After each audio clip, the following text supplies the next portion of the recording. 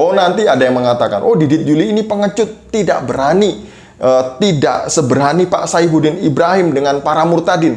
Ini bukan masalah pengecut atau tidak. Ini bukan masalah berani atau tidak. Ini masalah patut atau tidak. Masalah baik atau tidak. Masalah berhikmat atau tidak.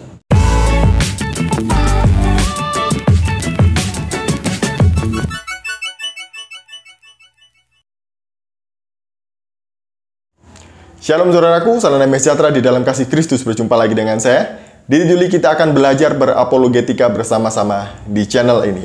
Dalam video kali ini saya mau menanggapi pernyataan Pak Saifuddin Ibrahim yang menimbulkan polemik dan kontroversi di kalangan umat Islam. Jadi Pak Saifuddin Ibrahim ini beberapa hari yang lalu membuat pernyataan bahwa ada 300 ayat Al-Quran yang harus direvisi, bahkan kalau perlu dihapus. Karena itu bisa menimbulkan radikalisme di Indonesia. Dan juga yang kedua, Pak Saifuddin Ibrahim meminta supaya kurikulum di pesantren-pesantren juga direvisi.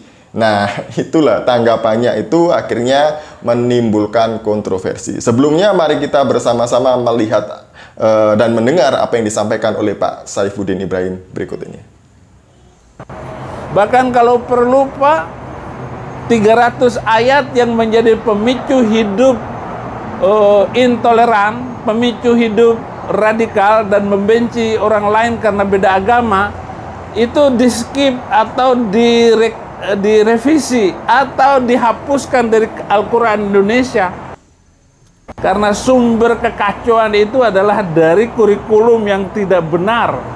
Bahkan kurikulum-kurikulum di pesantren, Pak, jangan takut untuk dirombak. Bapak periksa, ganti guru-gurunya yang... Karena pesantren itu melahirkan kaum radikal semua. Seperti saya ini dulu radikal. Karena saya belajar di pesantren. Saya mengajar di pesantren Zaitun Indramayu.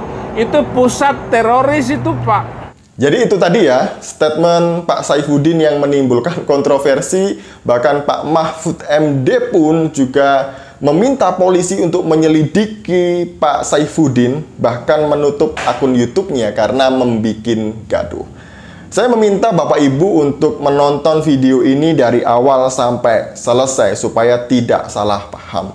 Saya akan membahas netral, tidak memihak kepada yang ini, tidak memihak kepada yang itu. Memang ada banyak saudara-saudara kita Kristen yang seringkali geram, yang seringkali kecewa putus asa dengan hukum di Indonesia, yang terkadang, yang seringkali memihak kepada mayoritas dan tidak memihak kepada minoritas. Contoh, beberapa waktu yang lalu antara Pak MKC dengan Yahya Walloni sama-sama didakwa sebagai penista agama, tapi hukuman yang mereka terima berbeda. Pak MKC 10 tahun, Yahya Walloni hanya 7 bulan kurungan penjara. Dan ada banyak lagi orang-orang yang menista agama Kristen yang mengatakan Alkitab direvisi, Alkitab palsu, karangan Paulus. Bahkan kemarin ada mualaf yang mengatakan bahwa orang Kristen seharusnya menyobek ayat-ayat Alkitab yang ini. Dan itu tidak terjadi apa-apa.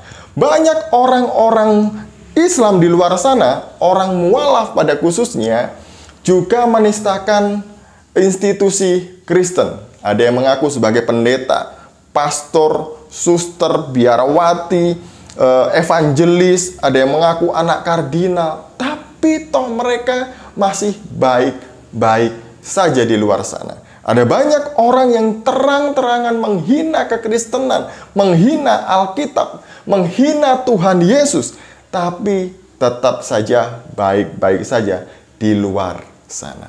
Nah, pertanyaannya adalah, apakah kalau mereka boleh melakukan itu dan kemudian mereka aman, kita berarti boleh melakukan hal yang sama?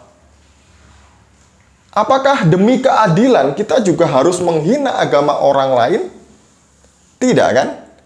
Logika sederhananya begini Bapak Ibu Saudara. Kalau ada tetangga kita melacur dan itu tidak ditangkap polisi, tidak mendapat masalah hukum dan diterima oleh masyarakat luas, itu berarti apakah kita juga harus menjadi pelacur demi keadilan? Tidak kan?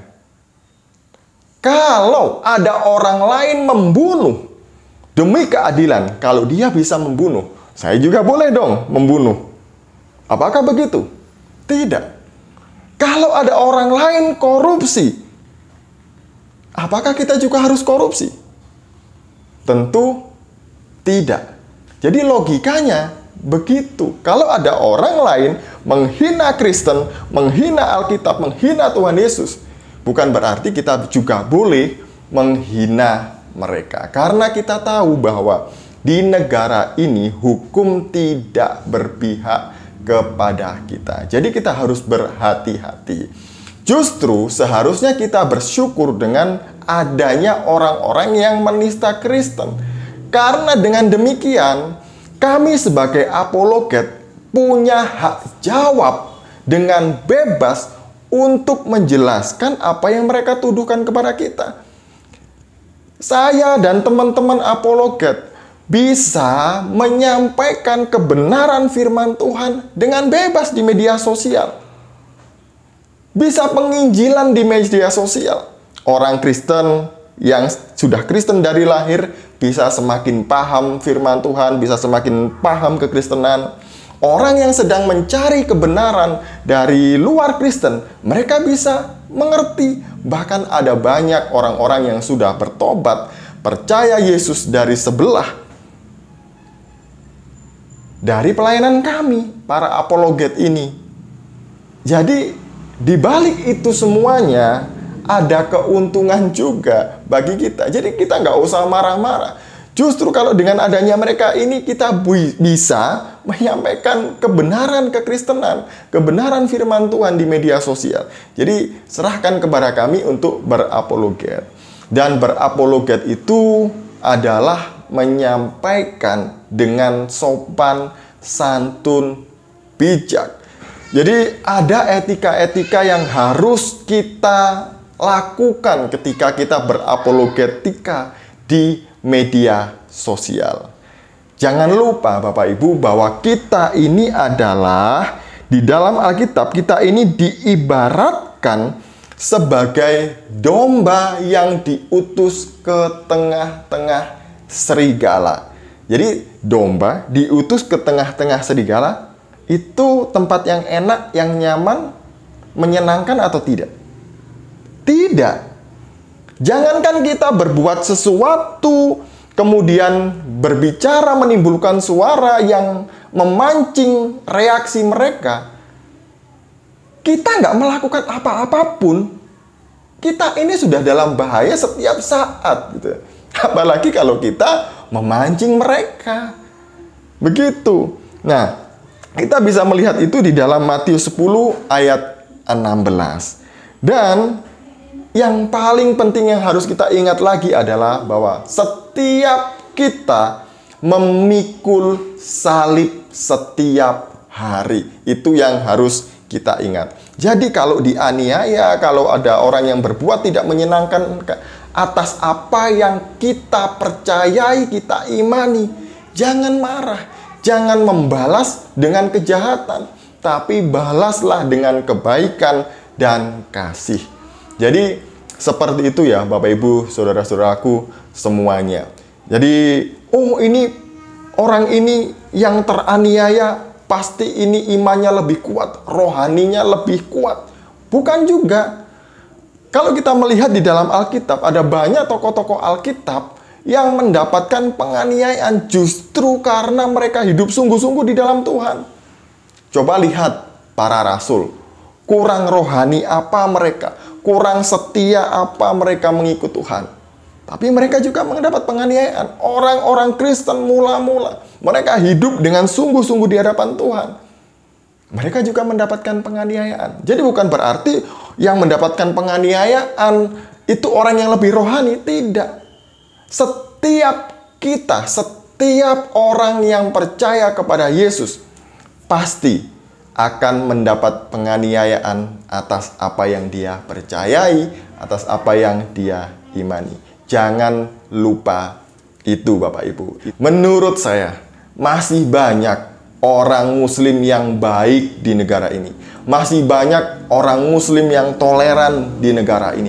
Masih banyak orang Muslim yang nasionalis di negara ini. Jadi jangan menyamaratakan seperti apa yang disampaikan oleh Pak Saifuddin Ibrahim. Itu bisa memicu polemik, itu bisa merugikan kita sendiri, itu bisa menghambat pelayanan kita sendiri kalau kita sudah terkena masalah hukum.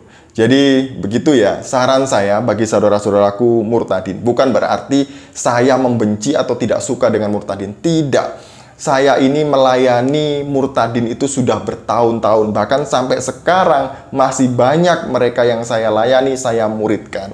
Saran saya, kalau sudah menjadi Kristen, berhentilah menghakimi agama yang dulu, menjelek-jelekkan agama yang dulu. Berhentilah menafsirkan kitab suci kalian yang dulu. Karena itu bisa menghambat pelayanan kalian kalau kalian sampai kena masalah hukum. Oh, nanti ada yang mengatakan, oh Didit Yuli ini pengecut, tidak berani, tidak seberani Pak Saifuddin Ibrahim dengan para murtadin. Ini bukan masalah pengecut atau tidak. Ini bukan masalah berani atau tidak. Ini masalah patut atau tidak. Masalah baik atau tidak. Masalah berhikmat atau tidak. Jadi ini masalahnya di sini. Saya dari dulu juga berapologet. Saya tidak hanya mempertahankan diri ketika berapologet, tapi juga saya counter attack. Tapi masih baik-baik saja, karena yang saya lakukan adalah membaca literatur Islam, bukan menafsirkannya.